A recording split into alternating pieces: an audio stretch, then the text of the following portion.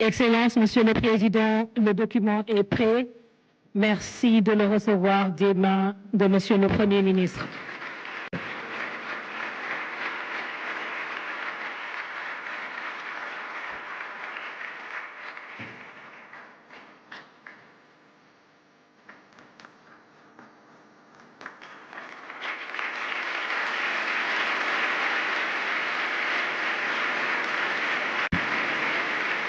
Merci. Merci beaucoup. Et nous allons à présent inviter son Excellence, Monsieur Bassirou Diomaye Diakhar Faye, à prononcer son discours officiel qui lance le référentiel, sa mise en œuvre. Merci donc de rester attentif au discours de son Excellence. Monsieur le Premier ministre, Mesdames, Messieurs les ministres et secrétaires d'État, Excellences, Mesdames, Messieurs les ambassadeurs et représentants du corps diplomatique, Mesdames, Messieurs les partenaires techniques et financiers, honorables élus territoriaux, notabilités religieuses et coutumières, Mesdames, Messieurs les représentants du secteur privé, de la société civile, des organisations d'agriculteurs, d'éleveurs, de pêcheurs, d'artisans, Mesdames, Messieurs les représentants des femmes et des jeunes, honorables représentants des forces vives de la nation, honorables invités en vos rangs et titres, mes chers compatriotes. Je voudrais avant tout propos exprimer ma compassion et ma solidarité. Ce choix sans précédent a une volonté collective de haute lutte avec des pratiques également consacrées un projet politique la source dans les valeurs de notre nation bâtie sur l'honneur et la dignité.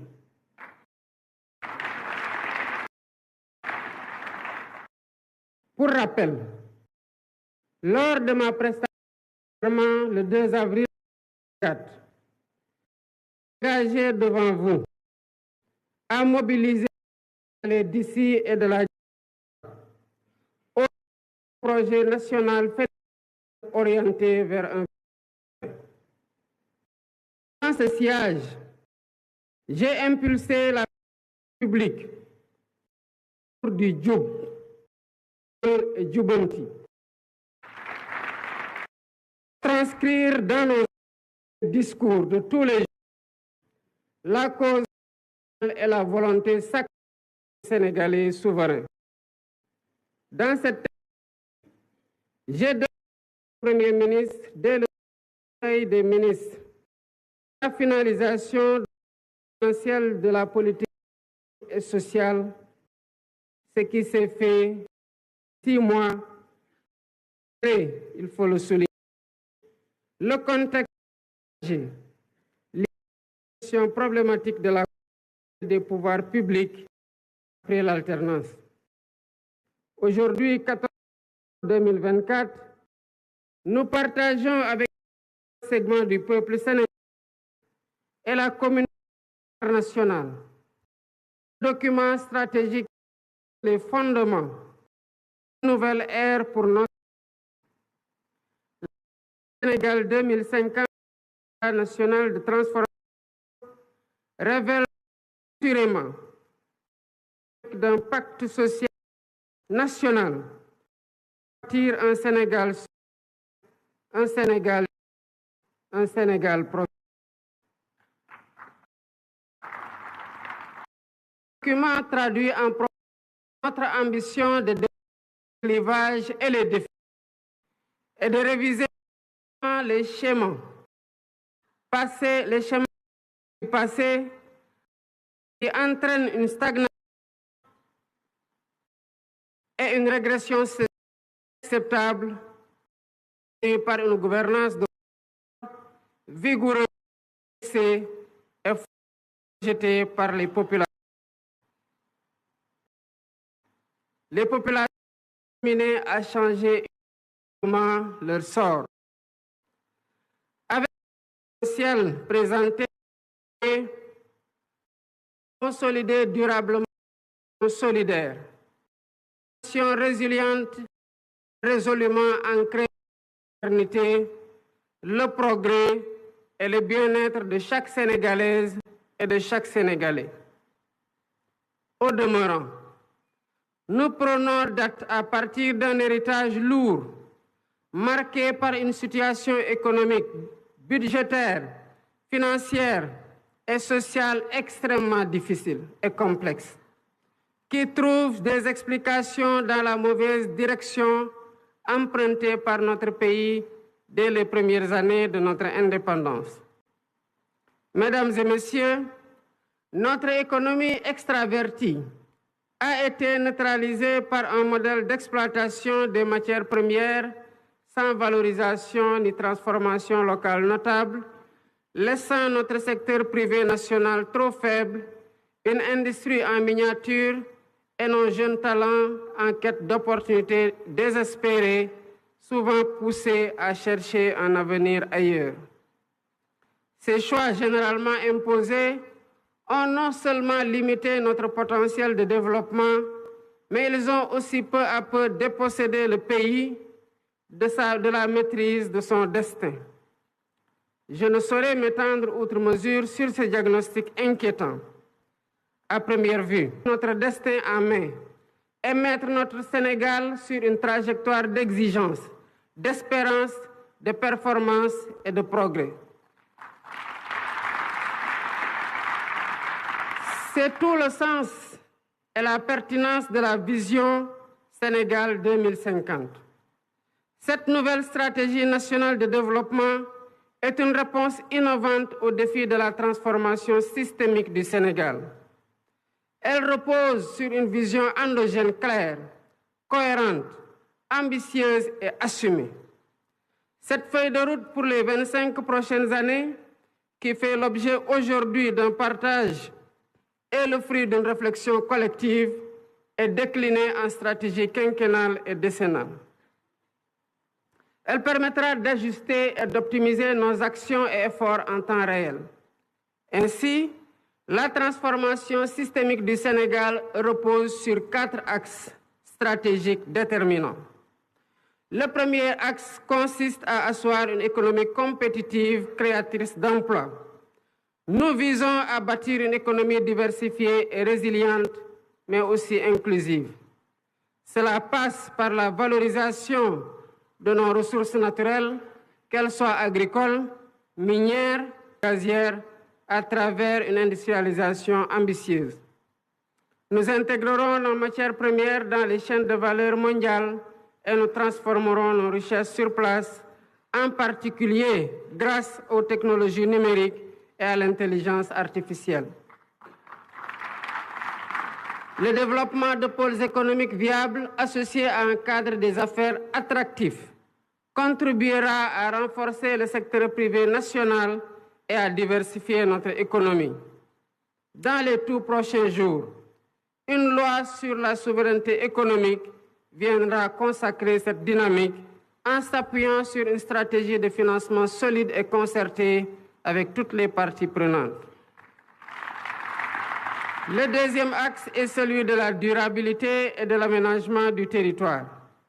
Notre développement ne sera viable que s'il respecte et préserve notre environnement.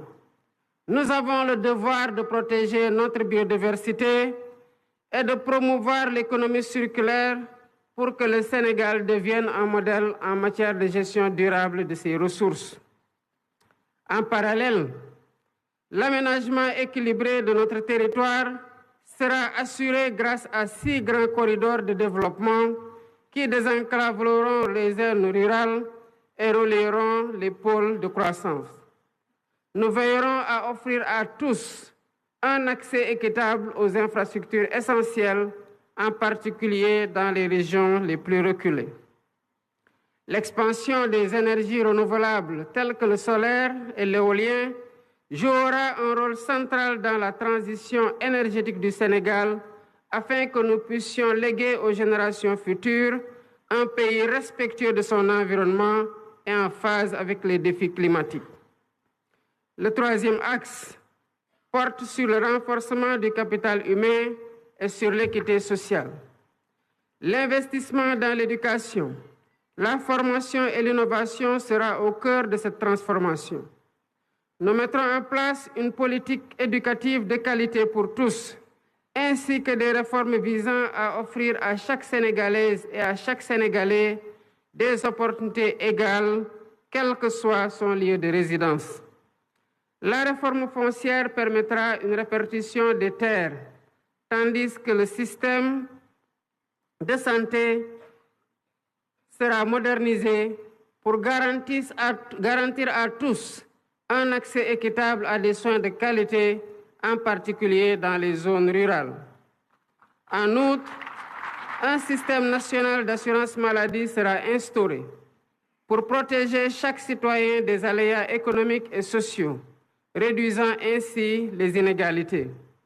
Le Sénégal de 2050 sera porté par une jeunesse compétente, dynamique et préparée pour répondre aux défis du monde moderne. Ce capital humain de qualité sera l'un des piliers de notre compétitivité économique. Le quatrième axe concerne la bonne gouvernance et l'engagement africain. La refonte de nos institutions est indispensable pour servir au mieux les aspirations de notre peuple. Nous combattrons durement la corruption et nous réformerons l'administration pour en faire un levier puissant au service du développement.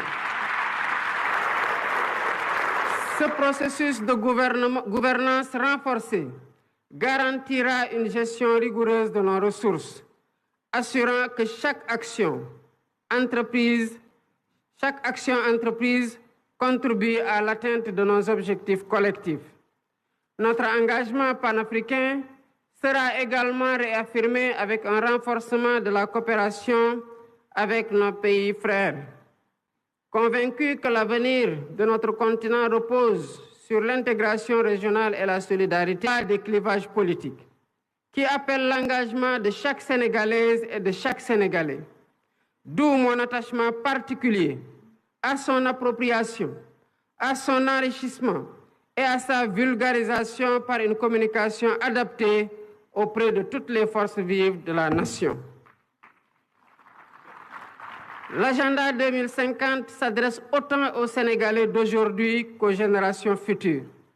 C'est une vision pour un Sénégal qui n'aspire pas seulement à participer au monde de demain, mais à y jouer un rôle majeur, à être un acteur de premier plan dans la sous-région et un modèle de développement pour l'Afrique.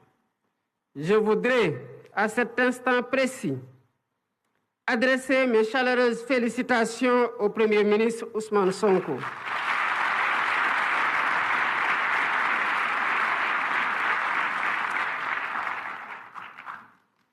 Il a mené de main de maître avec l'ensemble du gouvernement, les services de l'État et les experts nationaux du public et du privé associés ce travail de conception exceptionnel d'une rare pertinence qui démontre la qualité du capital humain national.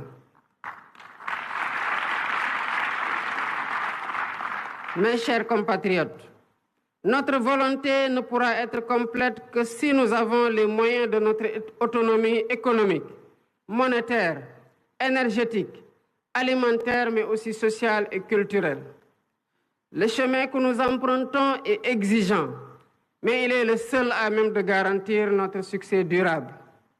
Les citoyens doivent être exigeants envers les gouvernants, mais chaque citoyen doit aussi être exigeant avec soi-même dans son apport personnel dans l'œuvre de construction nationale. C'est ainsi qu'ensemble, comme un seul peuple, poursuivant le même but et animés de la même foi en notre progrès, nous construirons un Sénégal plus fort, un Sénégal plus juste, un Sénégal plus prospère. Vive le Sénégal souverain! Je vous remercie de votre aimable attention.